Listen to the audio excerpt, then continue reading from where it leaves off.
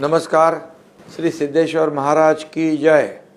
सोलापूरचं ग्रामदैवत श्री सिद्धरामेश्वर महाराज यांच्या पवित्र सानिध्यात दरवर्षीप्रमाणे गड्डा यात्रा यावर्षी अत्यंत मोठ्या उत्साहात, भक्तिभावाने आणि जल्लोषात पार पडत आहे. या यात्रेचे वैशिष्ट्य म्हणजे नंदी ध्वज उचलण्याचा मान समाजातील सर्व घटकांना मिळतो. 18 पकड जातीतील घटकांचा सहभाग असलेली ही परंपरा म्हणजे खऱ्या अर्थाने सर्व धर्म समभाव, सामाजिक एकोपा आणि सोलापूरच्या एकजुटीचं प्रतीक.